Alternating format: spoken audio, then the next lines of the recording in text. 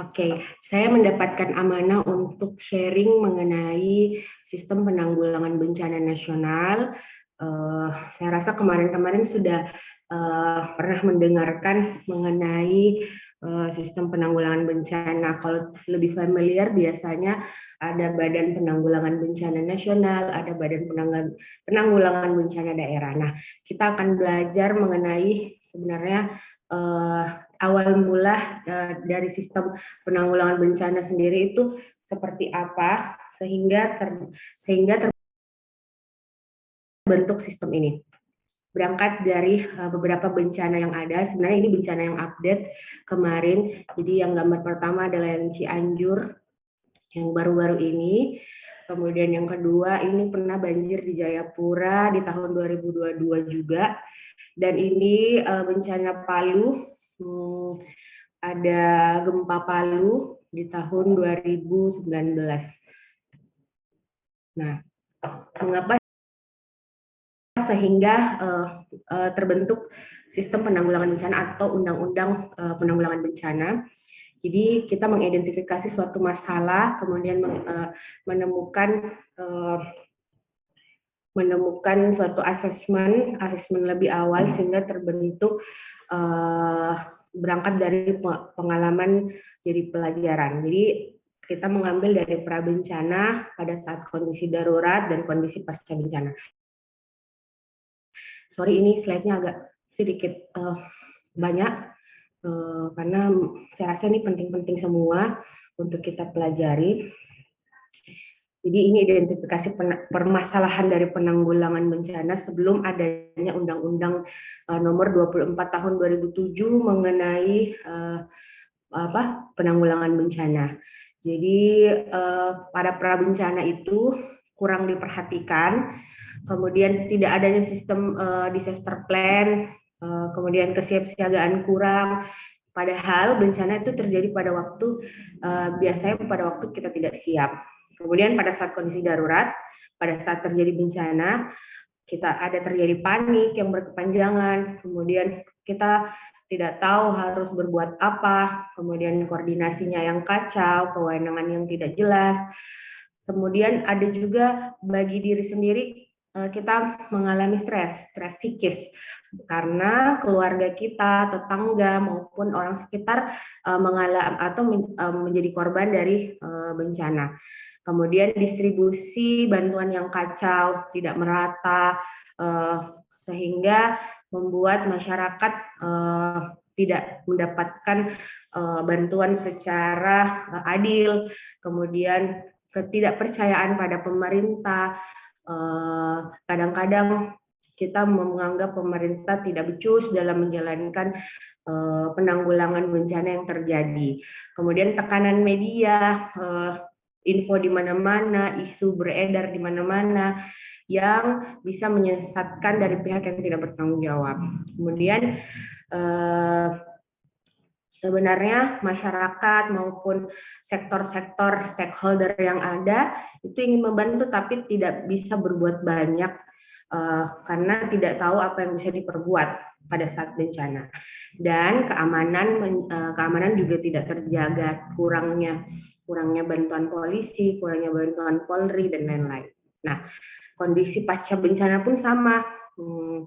Itu pemulihan fisik, sosial, ekonomi, dan lingkungan yang berjalan lambat dan tidak menyeluruh, serta bantuan yang hanya sebatas pada masa tanggap darurat. Jadi sebenarnya bantuan itu kan kita siapkan lebih dini pada saat prabencana, bukan pada saat bencana berlangsung. Kemudian bantuan yang tidak merata, dan satu hal lagi pada saat rehabilitasi atau kondisi pasca bencana, psikososial itu menjadi sangat penting tapi tidak tertangani dengan tuntas. Makanya banyak masyarakat yang mengalami depresi secara mendalam dan lama ya.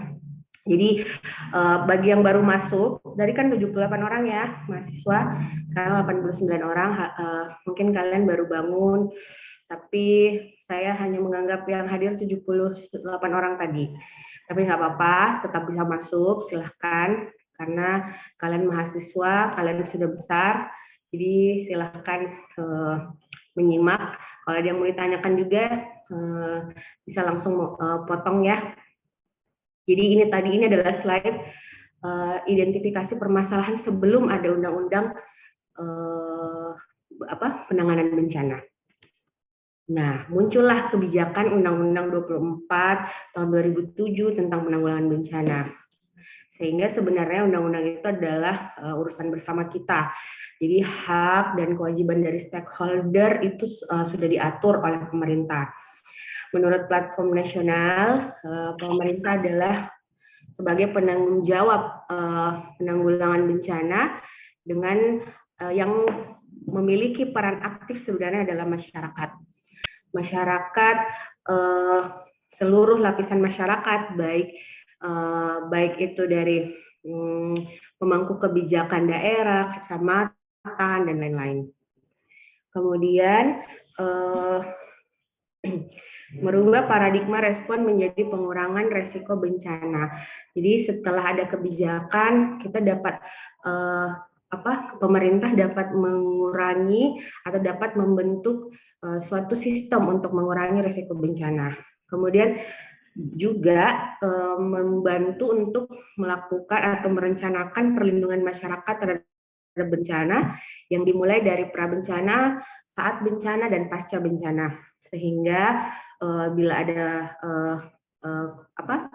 bencana itu bisa terorganisir dan terpadu secara terencana. Jadi itulah kenapa ada kebijakan undang-undang.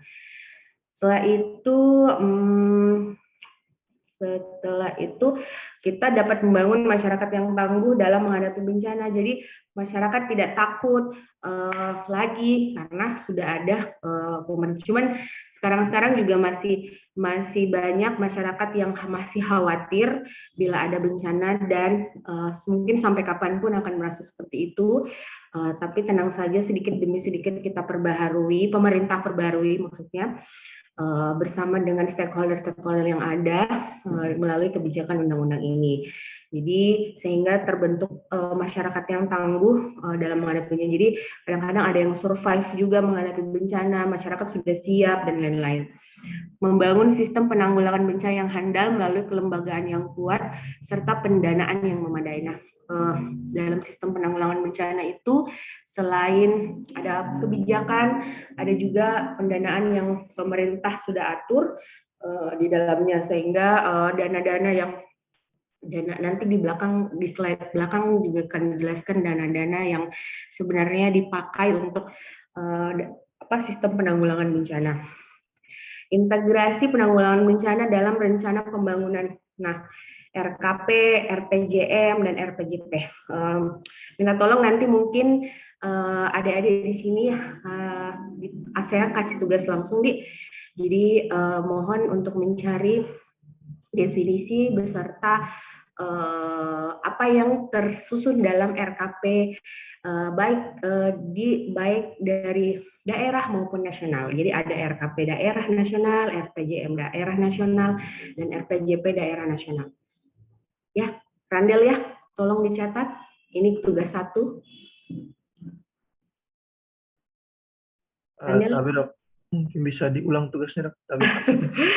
Jadi silahkan mencari definisi atau kepanjangan dari RKPD, kemudian RPJMD, RPJPD. Jadi nanti ada pembagiannya juga, ada D dan N. D itu saya kasih sedikit bocoran, D itu daerah, N itu nasional. Jadi nanti ada RKP daerah, RKP nasional, RPJM daerah, RPJM nasional, RPJPD daerah, dan RPJP nasional.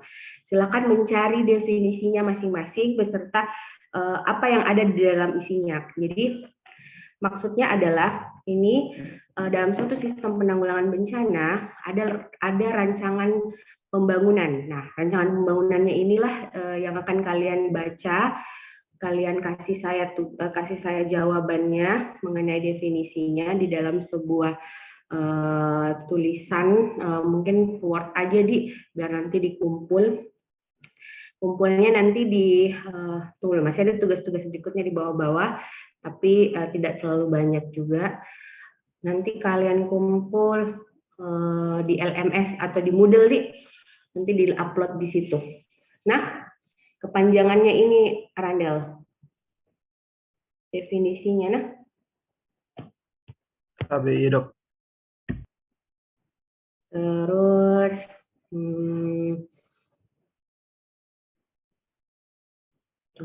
tunggu.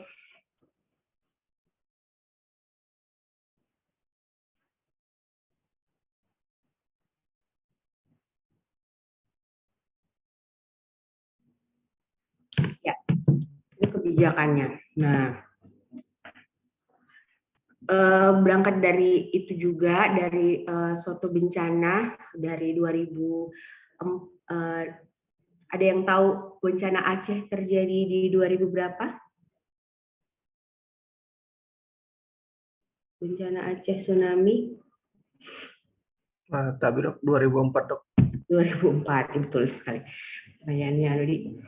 Jadi dari bencana 2004, tsunami, kemudian bencana 2006, ada juga bencana Gunung Merapi, kemudian bencana Mentawai di 2004, 2006, itu langsung ada arahan Presiden RI. Pada saat itu masih Bapak SBY, Susilo Bambang Yudhoyono. Itu beliau menyampaikan maklumat ya kayaknya, bahwa sistem penanggulangan bencana itu ditanggung-jawabi oleh pemerintah daerah, misalnya kabupaten kota. Jadi dia adalah penanggung jawab utama penyelenggaraan penanggulangan bencana di masing-masing daerahnya. Kemudian Pemda provinsi juga harus merapat ke daerah bencana untuk memberikan dukungan dengan mengarahkan seluruh sumber daya yang ada di tingkat provinsi jika diperlukan. Jadi masing-masing harus bertanggung jawab pada daerah atau wilayah yang yang dikuasai, sehingga seluruh stakeholder bekerja sama. Kemudian pemerintah juga memberi bantuan sumber daya terhadap bencana massal yang ekstrim tidak tertangani daerah. Misalnya suatu daerah tidak bisa ditangani oleh Pemda, kemudian muncul bantuan dari provinsi. Begitu pula dari provinsi tidak bisa tertangani dengan baik, muncul bantuan dari pusat. Jadi itu adalah suatu kebijakan yang ada di dalam sistem penanggulangan bencana. Kemudian harus melibatkan stakeholder baik TNI dan Polri dan melaksanakan penanganan secara dini, atau kalau perlu ada yang mengatur di sebuah sistem sebelum bencana. Jadi memang arahan dari Presiden RI ini disampaikan pada saat terjadi gempa bumi pada saat itu di Bengkulu dan Sumatera Barat, berkisar sekitar 7,9 skala Richter yang berpotensi tsunami pada 12 September 2007. Jadi sehingga muncul arahan dari Presiden seperti ini. Nah, apa tanggung jawab pemerintah dalam penyelenggaraan penanggulangan bencana? Yaitu pengurangan risiko bencana dan pemanduan pengurangan risiko bencana dengan program pembangunan. Jadi mereka membuat suatu rancangan atau buku panduan atau baik berupa komunikasi dengan seluruh lapisan masyarakat untuk mengurangi risiko bencana dengan program pembangunan. Misalnya setelah ada gempa itu akan dilakukan renovasi misalnya oleh pemerintah dan lain-lain. Nah, perlindungan masyarakat dari dampak bencana adalah bahwa mereka menurunkan berbagai lapisan stakeholder baik TNI maupun Polri untuk mengamankan daerah sekitar bencana. Kemudian penjaminan pemenuhan hak masyarakat dan pengungsi yang terkena bencana secara adil dan sesuai dengan standar pelayanan minimum. Jadi pada saat ada yang mengungsi, ada yang tidak memiliki tempat tinggal, itu dibuatkan dicarikan suatu tempat untuk supaya masyarakat tetap terlindungi dari panas, dari hujan maupun dari dampak-dampak yang dapat mengganggu psikis masyarakat. Kemudian pemulihan kondisi dari dampak bencana Berarti pemerintah juga bertanggung jawab dalam pasca bencana atau proses rehabilitasi.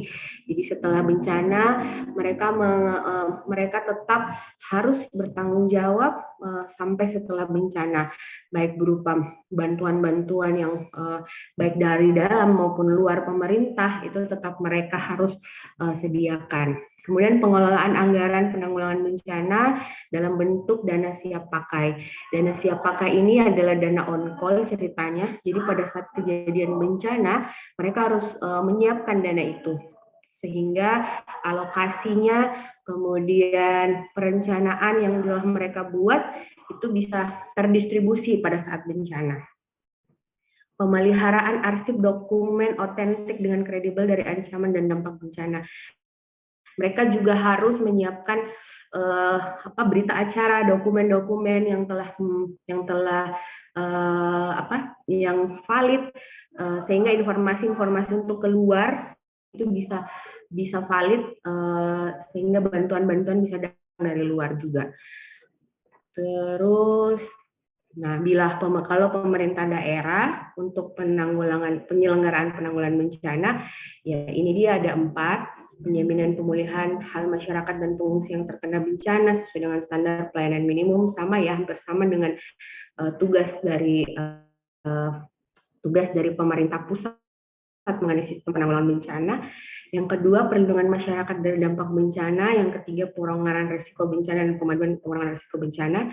Serta bedanya kalau misalnya dana tadi nasional adalah dana siap pakai, kalau ini pengalokasikan dana penanggulangan bencana dalam APBD yang sudah direncanakan oleh masing-masing pemerintah daerah. Dari sini saya tidak terlalu cepat di Randall, terus bisa saya panggil ini karena tidak cepat ya Randall. Tapi Dok. Jadi, oke, bertanya lah misalnya ini tentang sistem penanggulangan bencana. Apa lagi itu sistem penanggulangan bencana?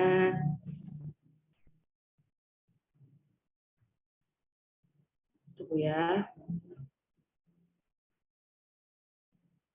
Nah, ini dia sebenarnya pokok inti dari penyelenggaraan penanggulangan bencana itu diawali oleh adanya legislasi.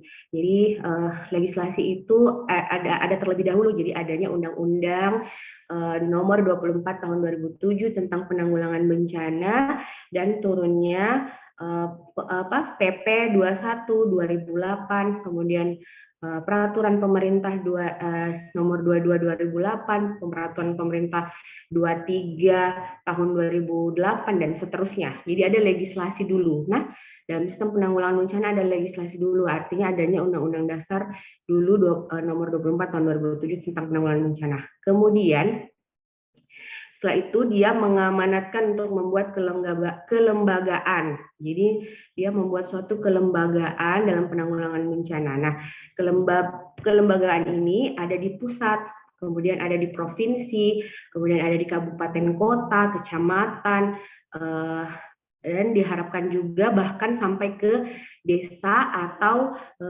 kampung-kampung sekitar. Jadi kita dibentuklah kelembagaan ini. Kemudian adanya kelembagaan juga harus didukung oleh suatu perencanaan.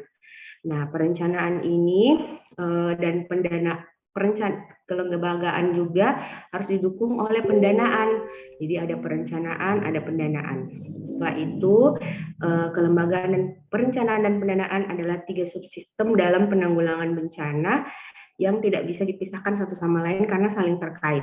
Jadi setelah turun undang-undang, membuat suatu lembaga, membuat suatu perencanaan, ada pendanaannya juga. Kemudian barulah mengembangkan suatu kapasitas atau resources. Jadi dia membuat suatu sumber daya manusia untuk memberikan pengembangan kapasitas, baik mungkin pelatihan-pelatihan dan lain-lain.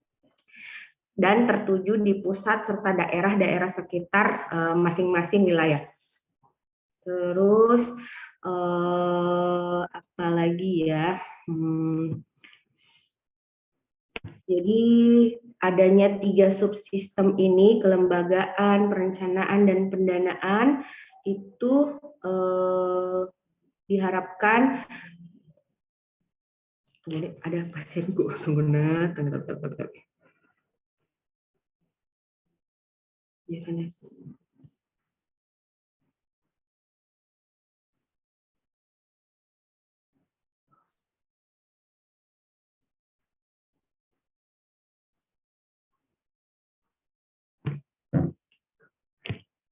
Jadi suatu 3 subsistem ini harus mampu menjadi dari berangkat dari 3 subsistem ini, dia mampu mengembangkan kapasitas masing-masing baik dari pusat maupun dari daerah.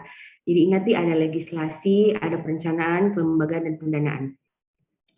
Oke, ini legislasi baik nasional maupun dari daerah, yaitu tadi berangkat dari undang-undang, kemudian peraturan pemerintah, peraturan presiden, peraturan kepala BNPB, itu adalah suatu legislasi nasional. Legislasi daerah, itu peraturan daerah, gubernur, wali kota, bupati, dan lain-lain. Setelah itu,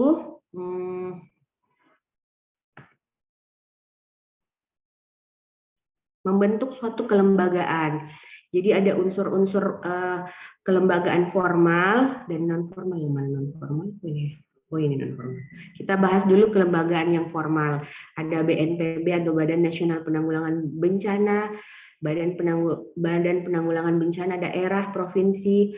Ada sekitar 33 BPBD sudah terbentuk di seluruh Indonesia. Kemudian BPBD kabupaten kota ada 387 BPBD sudah yang terbentuk. Kemudian BNPB ini memiliki unsur pengarah dan unsur pelaksana. Jadi ini bagan-bagan nasional, provinsi maupun daerah. Jadi cukup harus tahu bahwa ini adalah sistem kelembagaan formal yang ada di sistem penanggulangan bencana nasional. Kalau sering dengar BNPB, kita juga di sini ada namanya BPBD provinsi di Sulsel. BPBD Sulsel itu bertempat di, kalau nggak salah, di depan BTP, ya, di dekat Dinas Kesehatan provinsi. Di situ ada BPBD provinsi. Jadi dia terdiri dari unsur pengarah juga dan unsur pelaksana, kemudian turun lagi menjadi BPBD kabupaten kota, unsur ada kalau Kota Makassar saya kurang tahu dia di bagian mana tempatnya. Ini untuk kelembagaan formal. Kalau non formal biasanya NGO atau non government organisasi itu banyak. Jadi ada National Platform Planas, Forum Masyarakat Sipil, Forum Perguruan Tinggi.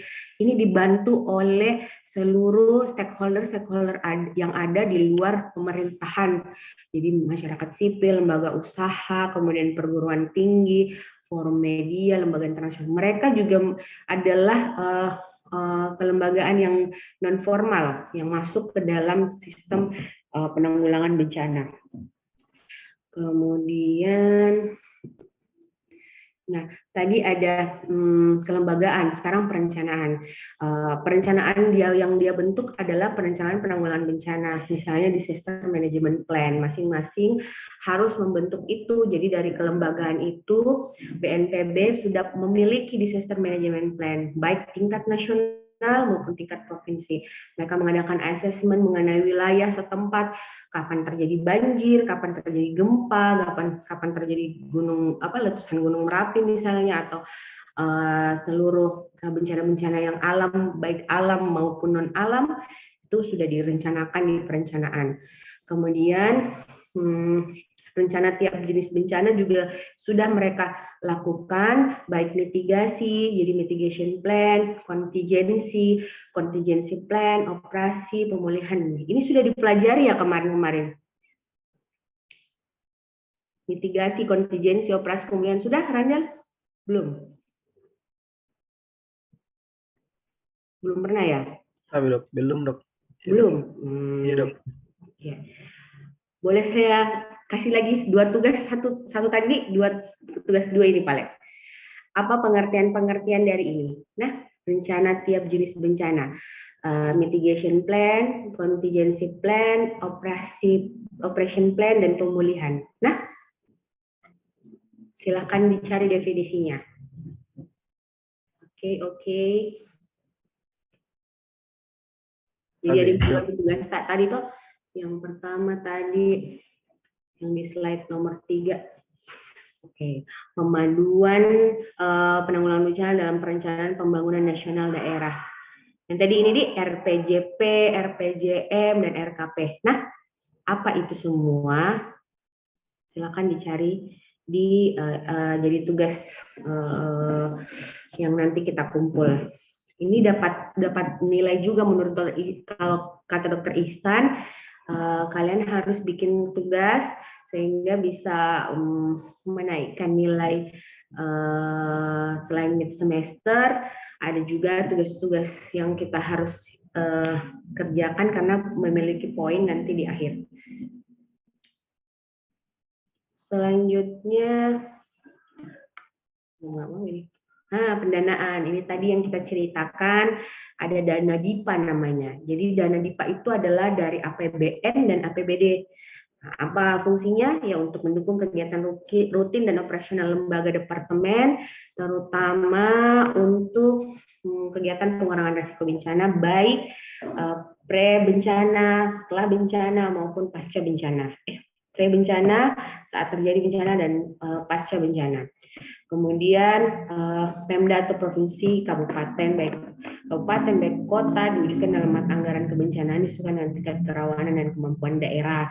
Jadi tidak dipaksakan, misalnya masyarakat butuh 1 miliar misalnya, atau masyarakat ada kerugian besar, tidak juga kita menanggung misalnya rumahnya terjadi gempa nih, kemudian kerugiannya mencapai miliaran, itu tidak ditanggung juga oleh APBD, bukan yang seperti itu ya, bukan renovasi yang seperti itu, melainkan bantuan sedikit dari pemerintah untuk tetap bisa berlangsungnya hidup mereka, jadi tidak mengganti rumahnya yang hilang itu. Kecuali kalau kayak contoh di Palu itu pemerintah membangun hunian. Kalau ada orang Palu di sini ya? Ada orang Palu? Tidak ada ya? Berarti tidak ada orang Palu. Oke. Di Palu itu, kalau nggak salah di Sigi, saya pernah ke sana. Jadi saya dulu ikut pasca bencana ditugaskan oleh Kemenkes untuk menggantikan dokter-dokter yang lagi terkena dampak bencana di sana pada saat proses rehabilitasi, proses gempa Palu itu. Jadi saya lihat banyak bangunan-bangunan dari pemerintah yang dibangunkan seperti rusun. Jadi ada rusun-rusun huniannya mungkin besarnya sekitar berapa kali berapa untuk muat satu kamar dan satu dapur, satu kamar mandi. Itu lumayan. Berarti APBD yang dimiliki oleh pemerintah setempat lumayan. Dan sebenarnya tidak semua dari dana yang itu, Pak. Mungkin banyak bantuan dari NGO yang lain. Kemudian ini namanya dana kontingensi untuk penanganan kesiapsiagaan. Ada dana siap pakai pada saat terjadi bencana. Jadi dananya harus kita recall, harus on call. Jadi pada saat terjadi bencana dia memang ada. Jadi kita beli. Kita berbaik. Kabelnya apa? Oh, jadi bagus nih. Oh ya, mantap. Terima kasih Pak. Terus dana bantuan sosial yang berpola hibah dan dana yang bersumber dari masyarakat. Untuk pengembangan kapasitas ini tadi, jadi kapasitas adalah kemampuan sumber daya dalam menghadapi ancaman atau bahaya. Kapasitas kelembagaan, kapasitas sumber daya, kapasitas iptek, dan kapasitas manajemen. Kalau yang sumber daya, ini tadi saya bilang, pemerintah itu menyiapkan personil, menyiapkan relawan, menyiapkan masyarakat, dan melakukan pelatihan. Jadi pengembangan kapasitas itu selalu ada untuk persiapan pengurangan risiko bencana.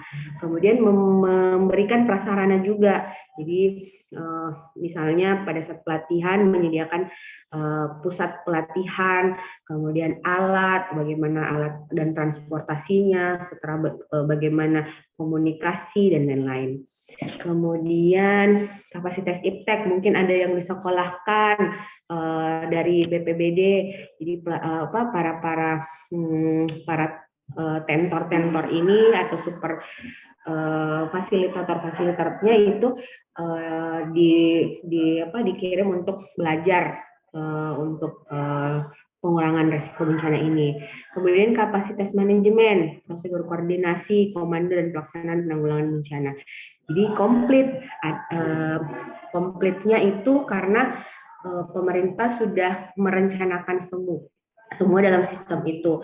Jadi BPBD maupun Badan Penanggulangan Nasional maupun Badan Penanggulangan Bencana Daerah itu semua sudah lengkap di dalamnya. Kemudian mungkin slide terakhir ini di bawah ya. Bagaimana penyelenggaraan penanggulangan bencana yang ada? Penyelenggaraan penanggulangan bencana itu selalu terbagi 3 ya. Jadi ada prabencana, saat tanggap darurat, dan pasca bencana. Kalau pada prabencana, situasi yang tidak ada bencana, itu tetap kita lakukan. Ada perencanaan, pencegahan, pengurangan risiko, pendidikan, penelitian. Di sini semua nih yang sebenarnya menjadi dasar untuk kita berangkat untuk pengurangan risiko bencana. Jadi pada saat tidak adanya situasi bencana ini, kita memiliki ilmu pengetahuan, memiliki pelatihan khusus, memiliki rancangan-rancangan yang baik untuk mengurangi risiko bencana. Nah, bagaimana setelah situasi terdapat potensi bencana, ada potensi misalnya ada banjir, kita melakukan mitigasi, peringatan dini, dan kesiapsiagaan. Nah, pada saat tanggap darurat, kita melakukan asesmen atau kajian cepat. Bagaimana status keadaan daruratnya, bagaimana penyelamatan dan evakuasinya, bagaimana kebutuhan dasarnya, perlindungannya, pemulihannya. Jadi dia bagaikan lingkaran. Jadi kemudian pasca bencana pun begitu, tetap dikawal pada saat rehabilitasi dan rekonstruksi. Bagaimana orang yang terkena dampak bencana memiliki prasarana dan sarana, sosial, bagaimana ekonominya, bagaimana usaha-usaha masyarakat tetap berjalan pada saat setelah bencana, dan lain-lain. Serta kesehatan termasuk, dan lingkungan tempat dia tinggal bagaimana. Jadi pemerintah harus selalu memikirkan itu melalui sistem penanggulangan bencana ini. Oke, nah ini dia syukran atau PowerPoint terakhir dari saya. Kita masih ada waktu 15 menit. Kalau ada yang bertanya, silahkan. Kalau ada yang bertanya, saya yang tanya.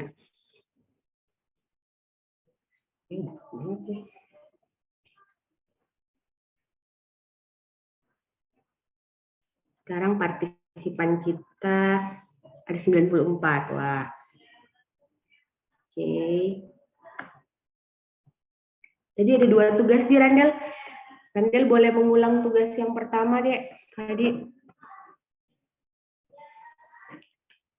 Oke. Tentang kepanjangan atau definisi mengenai integrasi penanggulangan bencana dalam rencana pembangunan.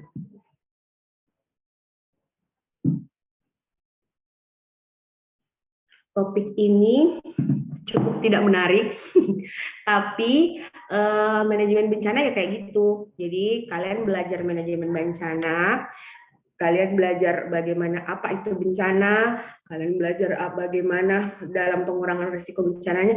Kalian harus tahu juga sistem yang terdapat di dalamnya. Nah ini dia semua tadi yang saya ceritakan nih, baik BPBD, BNPB, itu semua tugas-tugasnya sudah ada. Kenapa dibentuk itu, berdasarkan apa, dan lain-lain. Ya, ada pertanyaan? Jadi ada 2 soal, kalian harus mengumpulkan sebelum hari pekan depan, karena kita akan ketemu lagi pekan depan. Saya akan bawakan materi komunikasi resiko. kita mengumpulnya, deadline-nya mungkin Jumat di Sabtu Ahad kan malas memeriksa. Iya. Ada pasien? Enggak, jadi kalau bukan pasien katanya Kak Kamila kan ada matanya apa yang cocok. Kalau apa bisa ngambil di cocok. Ada di sana.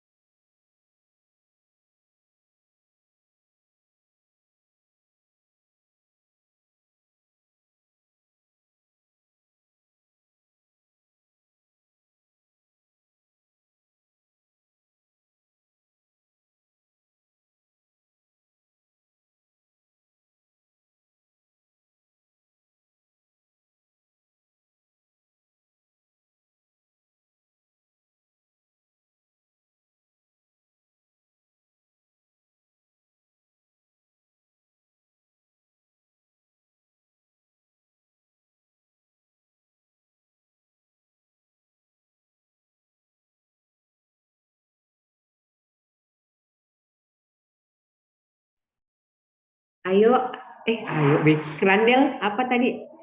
Soal tugas apa sih saya bilang tadi?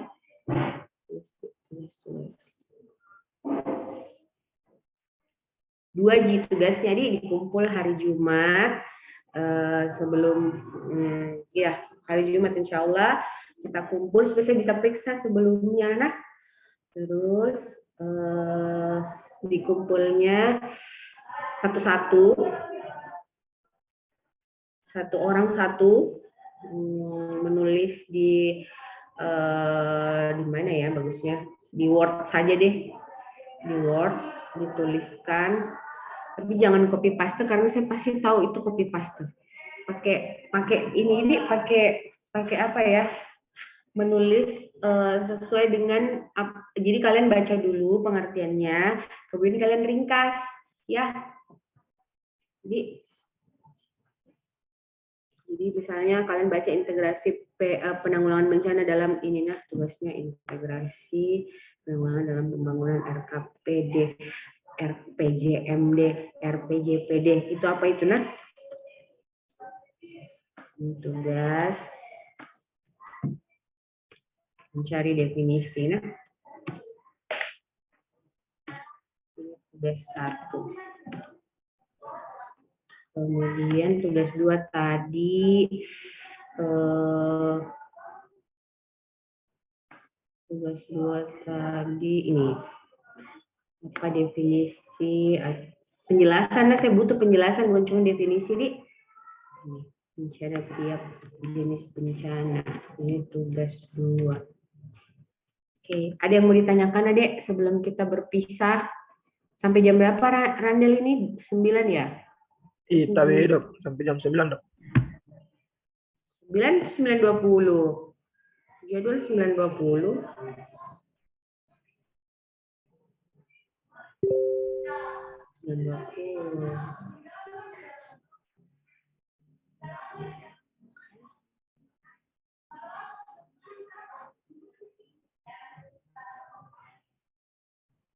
Tapi dok sampai 9:20 dok.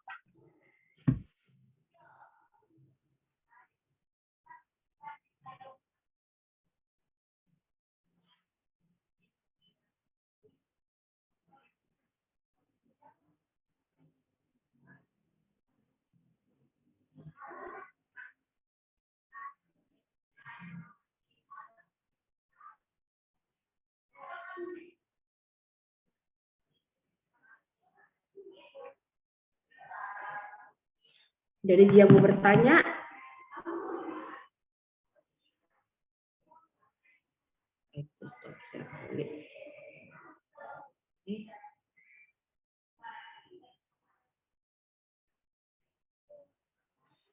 Dari dia mau bertanya. Kalau begitu,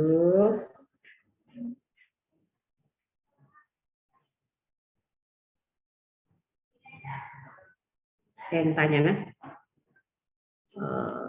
Oke, kita lihat.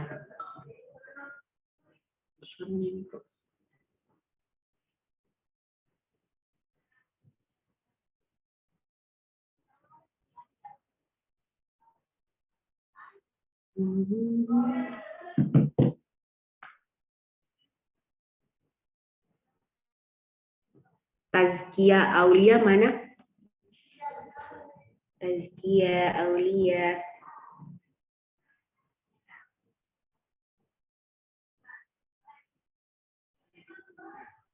Dok ya dok. Tazkia. Undang-Undang Penanggulangan Bencana nomor berapa, Dek?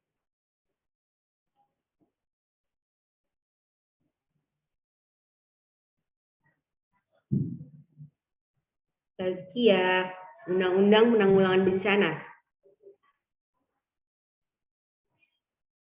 Mana wajah tak Tazkia? Baru bangun? Tapi dok lagi sakit dok, mohon maaf dok. Lagi sakit? Kalian setelah ini ada kuliah apa, Randel? Tapi dok, tidak ada dok. Jam 1 tutor. Oh, anu ya. Game ya? Apa? Tapi dok, gastro dok. Kalau ada Tazkia, Fahrunisa Ilmi. Fahrunisa, Undang-Undang Penanggulangan Bencana? Tapi dok, Undang-Undang nomor 24 tahun 2007 dok. Oke.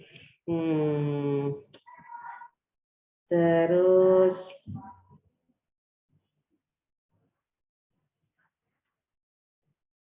ada waktu tadi. Azahra, apa sih tanggung jawab pemerintah dalam penanggulangan bencana?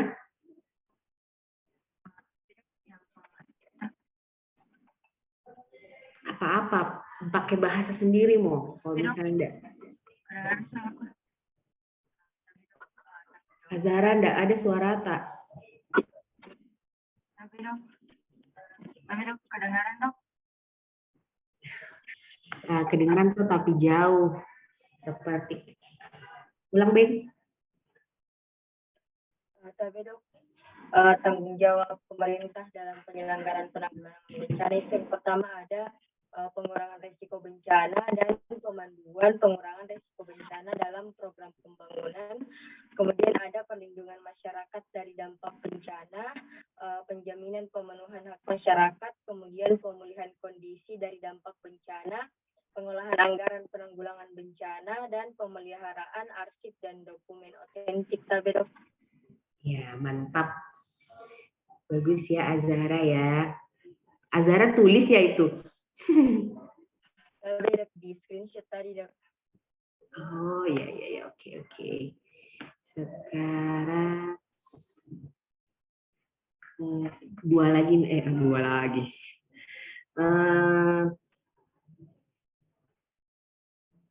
Muhammad Indar Abi.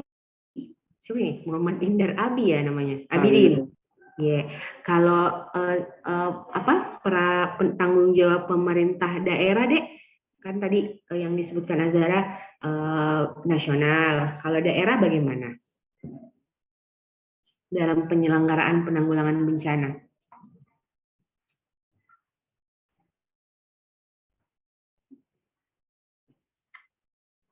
Ayo, Indar Abidin. Tanggung jawab pemerintah daerah dalam penyelenggaraan penanggulangan bencana.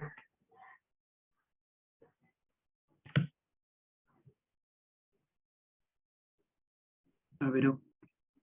Yang pertama itu penjaminan pemulihan hak masyarakat dan pengungsian yang terkena bencana sesuai dengan standar pelayanan minimum, Dok.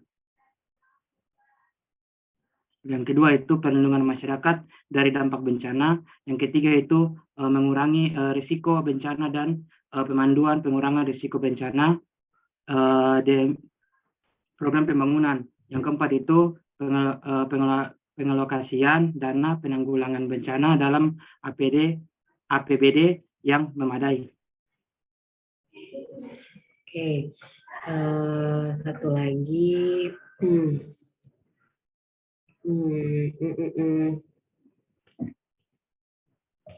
Kita pindah di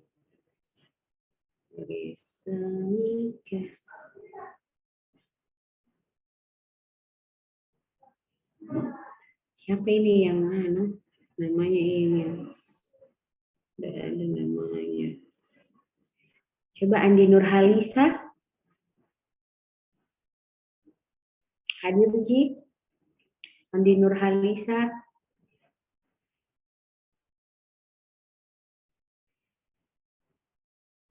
Andi Nurhaliza.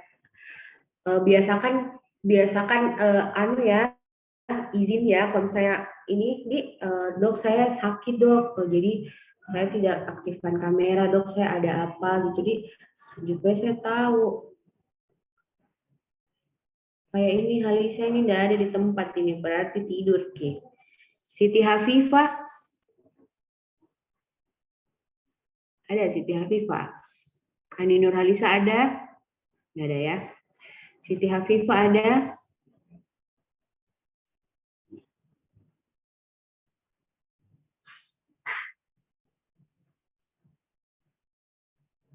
Nggak ada. Oke, Andi Nurhalisa, Siti Hafifah nggak ada. Huzain Abdullah. Ada Huzain Abdullah. Hadir dok. Ada Jiki Huzain? Tapi dok. Kenapa kameramu nggak aktif Huzain? Tapi dok, perjalanan pulang dok. Hah? Tapi dok, masih dalam perjalanan pulang dok dari bandara. Ih, kenapa kamu tidak mengikuti? Tapi kamu menyimak tadi nggak kuliahnya? Tapi dok, ya dok. Oke, kalau begitu Huzain, apa yang termasuk sistem penanggulangan bencana? Tadi ada 3 aku sebutkan, toh? Ada apa? Dimulai dari itu, yang tadi bagan-bagan deh.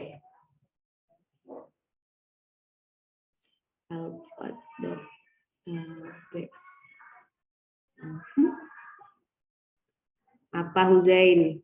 Kalau kita tadi dengar nggak? Nggak dengar, ya udah.